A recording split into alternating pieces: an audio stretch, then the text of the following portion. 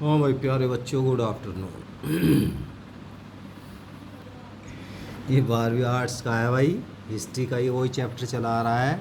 भक्ति, सूफी परंपरा, धार्मिक विश्वास में बदलाव है, श्रद्धा ग्रंथ, पेज नंबर 176 पे।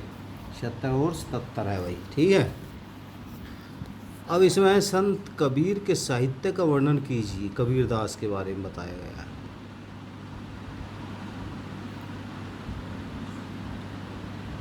कबीर का काव्य निर्गुण कवियों की श्रृंखला में संत भाषा में खड़ी बोली में है,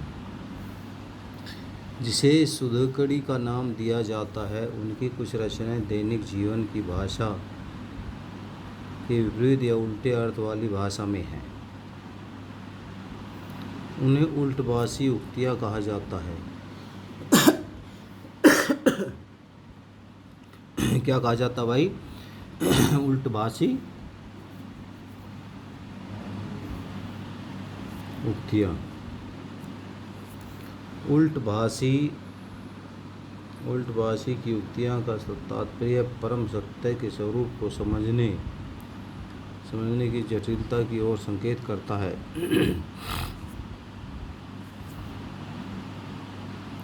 कबीर कई जगह अभिव्यंजना शैली, विपरीत भाव शैली का प्रयोग भी करते हैं, जैसे समुद्री, लागी, आगी। इस तरह की भाषा को समझना व उसका भाव लगाना भी सामान्य परिस्थितियों में संभव नहीं होता।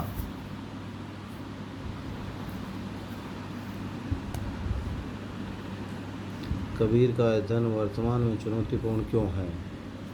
अब देखो भाई, गुरु नानक देव जी की प्रमुख शिक्षा का चिंतन इसकी है। गुरु नानक देव की, कबीरदास, गुरु नानक, मीराबाई।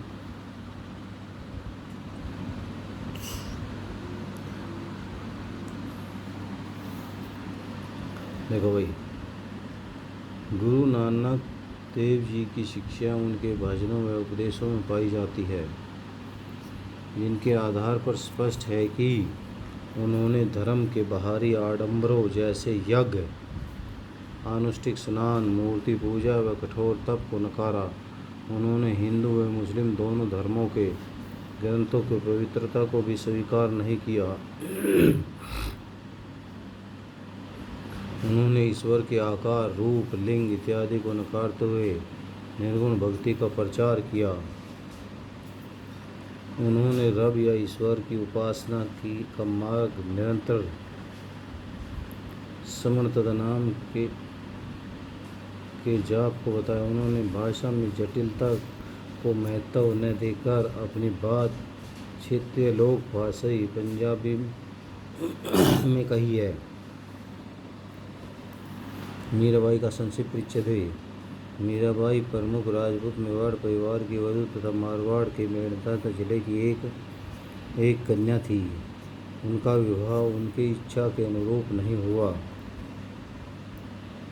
उन्होंने सामाजिक दायित्व बंधन तोड़ते हुए पति की आज्ञा न मानते हुए घर त्याग दिया। मीरा ने गृहस्थ जीवन का रास्ता बदलकर विष्णु के अवतार कृष्ण को अपना पति मानकर घुमक्कड़ जीवन जीना चुना। उन्होंने अपने गीतों व भजनों में भगवान श्री कृष्ण को स्रोत में उच्चार करने की बात कही है। जाति प्रथा के बारे में अलावर का क्या मत है? अलावर व न्यायनार संतों ने जाति प्रथा का खंडन किया तथा ब्राह्मणों की प्रभुसत्ता को भी स्वीकारा। उन्होंने सभी को एक ईश्वर की संतान घोषित किया। उन्होंने वैदिक ब्राह्मणों की तुलना में विष्णु भक्तों की प्राथमिकता दी है। ये भक्त किसी भी जाति अथवा वर्ण से थे। अलावर व न्यायनार संत ब्राह्मण समाज, शिल्पकार और किसान समुदाय से थे। इनमें से कुछ तो अस्पृश्य समझी जाने वाली जातियों में से थे। कुछ तो क्या थे? अस्पृश्य समझी जाने वाली जातियों में से।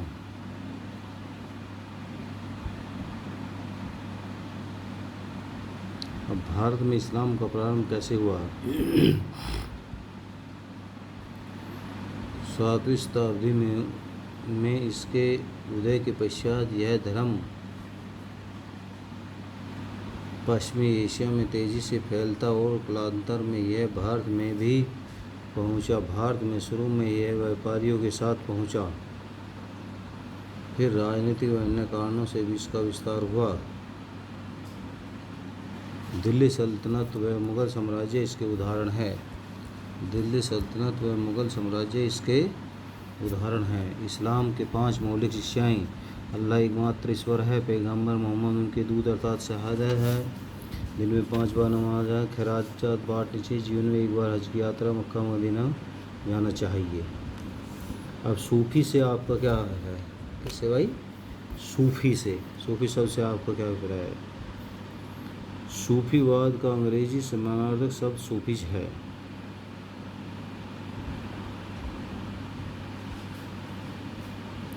सूफिज्म शब्द हमें प्रकाशित रूप में 19वीं सदी में मिलता है।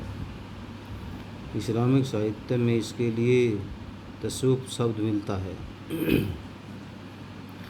कुछ विद्वान यह स्वीकारते हैं कि यह शब्द सूफ़ से निकला, जिसका अर्थ है उन अर्थात जो लोग ऊनी खुरदरे कपड़े पहनते थे उन्हें सूफ़ी कहा जाता था। कुछ विद्वान सूफ़ी शब्द की उत्पत्ति सफ़ा से मानते हैं, जिसका अर्थ है साफ।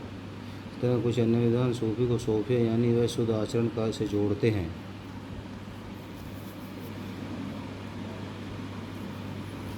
अब भाई गरीब नवाज की दरगाह के बारे में आप क्या बताइए। अजमेर में ख्वाजा मोइनुद्दीन चिश्ती की दरगाह है, जिसे लोग गरीब नवाज की दरगाह कहते हैं। यह सिख के आचरण, धर्मनिष्ठा व आत्मीयता के कारण विख्यात हुए।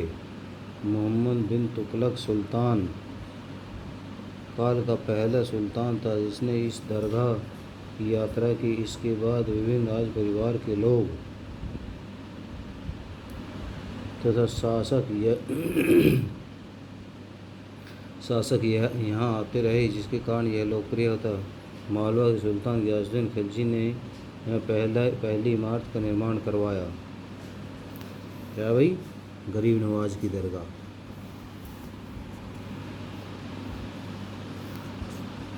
इस दरगाह पर अकबर 14 बार गया भाई। कितने बार गया? 14 बार।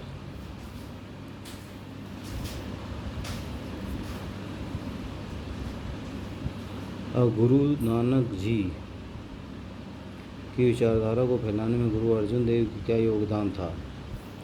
गुरु अर्जुन देव जी ने गुरु नानक देव जी के विचारों को संकलित कर एक ग्रंथ की रचना की, जिसे आदि ग्रंथ के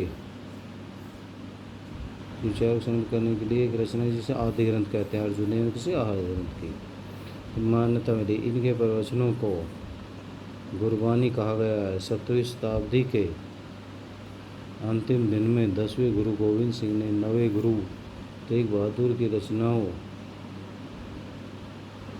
को भी आदि ग्रंथ में जोड़ दिया। अब यह ग्रंथ साहिब के नाम से जाना जाता है। इसके नाम से जाना जाता है, गुरु ग्रंथ साहिब के नाम से जाना जाता है। ये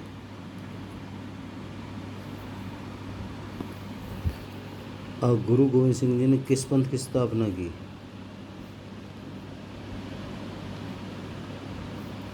गुरु गोविंद सिंह जी ने खालसा पंथ की स्थापना की तथा उन्हें 5 प्रतीक बिना कटे केस, कृपाण, कछहरा, लोहे का कड़ा धारण करने के लिए कहा।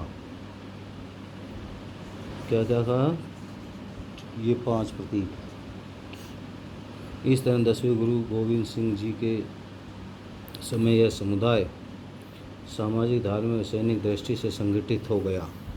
इसमें गया सभी से समुदाय संतुष्ट हो गया। असम के प्रमुख संत कवि कौन थे? अब देखो भाई, शंकरदेव असम में वैष्णव धर्म के प्रचारक थे। उनके उपदेश भगवत गीता और भगवत पुराण में पर आधारित, इसलिए इसका धर्म भगवती धर्म के नाम से विख्यात हुआ। उन्होंने अपना समर्पण भगवान विष्णु के प्रति व्यक्त करते हुए उपदेश दिए।